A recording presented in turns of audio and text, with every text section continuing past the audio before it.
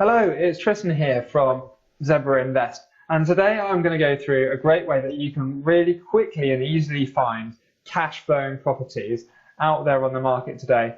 And you can pop into Rightmove, Super, and on the market and find these properties yourself, usually fairly easily.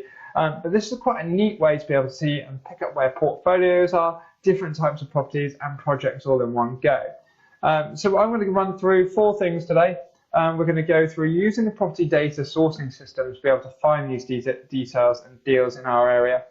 I'm going to show you where we've got the tenanted section. So that's going to be any properties that are on the market for sale at the moment, and they've got properties that are in there that are for rent, and they've got tenants all sitting in there at the moment, which could be quite good. Or it could actually be a negative side of things, because sometimes if people are looking to buy a property like that and it's got a tenant sitting in there, they might not be paying the rent or anything else. So you've got to do your DD and a bit of digging in there to make sure you are actually getting a good deal. And then we'll also take a quick look at portfolios to show you where you can find the portfolios on the system. I'm going to do another deep dive into that in portfolios in another video that I'm going to be sending out in the email series. So if you want to have a look into that and how that works and how you can kind of go through and analyze a portfolio, that's quite good. And also with the portfolio, it's quite good as well, because I've mentioned in the title splitting video that you can actually find properties where they've got blocks of flats, they're all in one building, they haven't been split. So there can be some real good deals in there as well. And the other bit, you can find holiday lets and student properties. And the student property is actually a little bit of a twist on the system, which they don't actually advertise as a searching way. But when you intersect and put lists together, which I've said about once or twice, you can find student properties in areas that are maybe already tenanted, cash flowing, and ready to go. So let's jump straight into looking at tenanted properties. So what I'm going to do here, I'm just going to log into property data and head straight into my account. As it comes up when you come in, you've got all of your saved areas, and so if I want to search one of those areas just for properties, then it will automatically do that for me. But what I'm going to do here is I'm going to head straight into the sourcing system. I'm just looking away, and we're going to come down to using the tenanted function, which let's just have a quick look, see what it is. Here you go. So supposedly there's 5,000 properties across the country that are tenanted at the moment and for sale. I'm sure there's more than that, but this is what it's using keyword analysis and trying to work out what properties are rented out and which ones aren't. So if I turn around and put in Norwich, this is going to just come up with my local area, and now it's going to turn around and say how many properties in Norwich it believes have got tenants and are on the market for sale. So here you can see that we've got some coming up. I was actually just looking at a couple of these a minute ago to see what type of properties are, because they're quite cheap and on the market. And you've got others here that look like, look half decent. And you can simply just click into them.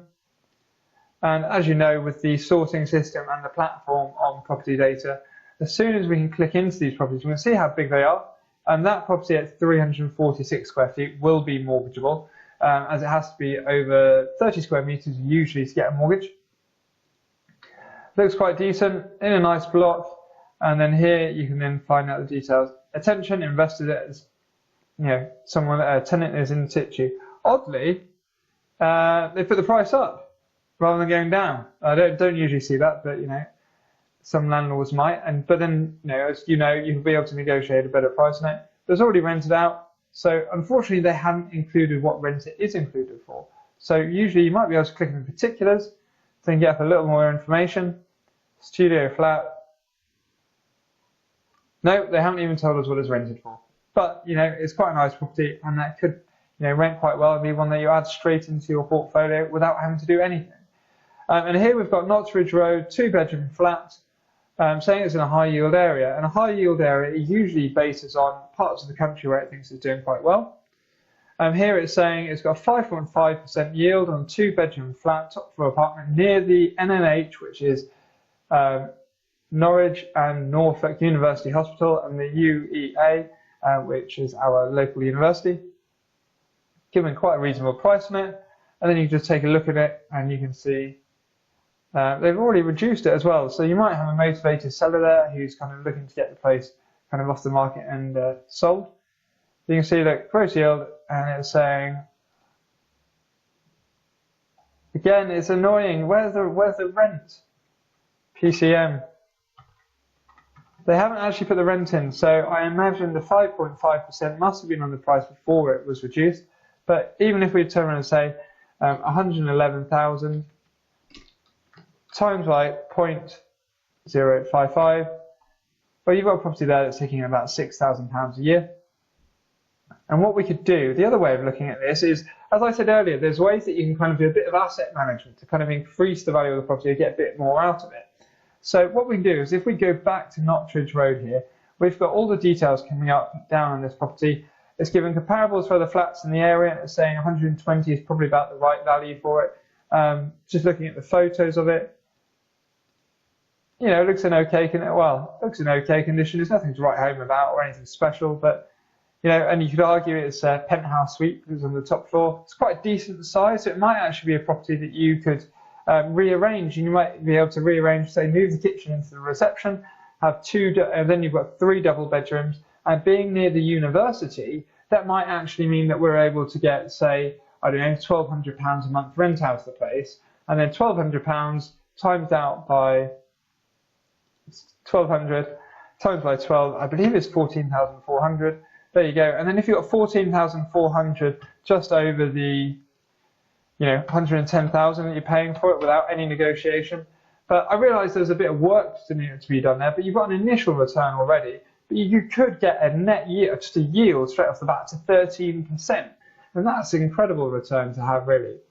So, that's quite a decent little property just to be able to find. And you can see it's already rented out and good to go. The other side of things is obviously as you go through, there's other deals and properties that you could just literally take today, buy them. You're going to be paying the market value for the property, but with a little bit more digging, a bit more information that's available to you using something like this. This is going to be a 1-bedroom flat on Upper King Street because I've done a bit of digging on it already. But you can see that 1-bedroom flat in the area, they're actually selling for about 140, so maybe we can get a bit more of a better offer on it. But we know the place is all up together and it's probably going to rent out for £750 a month. But the property is already rented out for a tenant in situ, so you've already got a decent deal in the first place. So now, Tristan, you said you wanted to show something a bit more interesting. Yes, I did. Let's show you portfolios. So I've shown portfolios before as, I'm just getting to close those off. And again here, this time around, it's actually telling you who's renting the property, 135,000. 6% year, just shy of 700 a month. So that's not too shabby. All right, let's go to portfolios. So I've done this and I've shown this in the title splitting video I did, and a way of adding a fair bit of value without necessarily doing so much. Because if you're buying a portfolio, it's like buying a cake. You're buying a cake for, say, £2, but when we all know that, if you sold it slice by slice, it's probably worth £4. So you're getting a discount because you're taking it in one big lump and then you're splitting it up and then you're breaking it down into separate bits of finance. Best person to talk to is going to be a good mortgage broker, and they're going to be able to tell you exactly how you can do that, because sometimes it is better just to hold the property as one building and then use just a commercial product on that building. So again, I'm going to go to Norwich, for example, in my little saved area. I've only got one property coming up, so it's sad. But here you can see we've got one property coming up there. What I'll do instead this time, I'm going to repeat the search so we can get a bit of a bigger area. If you go to investment portfolios, and what you can do instead is use your postcode, NO13DY, and then we can just search for a bigger area all around our area. And here you can see this time round it's coming up with the one that we saw in Old Catton. We've got another one in Southtown here. That's Great Yarmouth, Drybridge, Woodridge, and Hunstanton. I know Hunstanton is rather good for kite surfing. They're doing a lot of regeneration there to try and get people moving in and living in the area. This saying features a. Let's have a look and see what's decided to make it decide it's a portfolio property.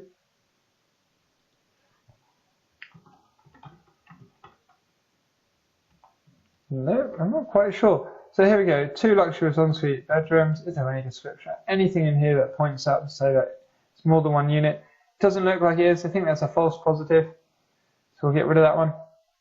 Hopefully we've got another one that is going to be what we're looking for. Doesn't look like it. Cooper's Yard. Let's see. So this is 3.7 million, 5-bedroom house. Here we go. This is a portfolio. So you can see here, and unfortunately it's got subjects, it's already sold subject to completion, a contract. But you can see a nice property. It looks almost like a developer's done the whole thing from top to bottom, put it all ready, staged it, put it on the market. And there you go, that's the proof in the pudding. And then you run out of money to finish the deal. So here we go, block of 14 self-contained flats, close to Woodbridge. And then you might turn around and say, look, you know, each of these flats, it's got 12 two-bedroom flats. And just by having a quick look, we can turn around and see,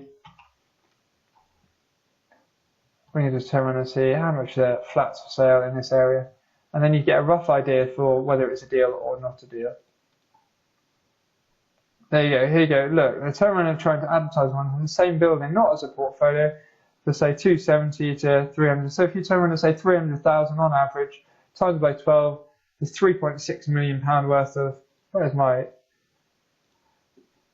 not doing very well on this video, am I? But you can see that, you know, 12, let's say 300, 2 at 170, so let's say 250. But then you turn around and look at 12, that's 3.6 million, plus the 2, 500. So then you're at £4.1 million worth of property for 3.7. So, you know, and in this case, you are going to be able to find deals where they've actually got them all rented and ready to go. And, you know, the same goes in, say, this one in Great Yarmouth. Semi-detached house, large property, 6 main bedrooms. Go on, sweet, let's have a look. Again, unfortunately, we've got a false positive there.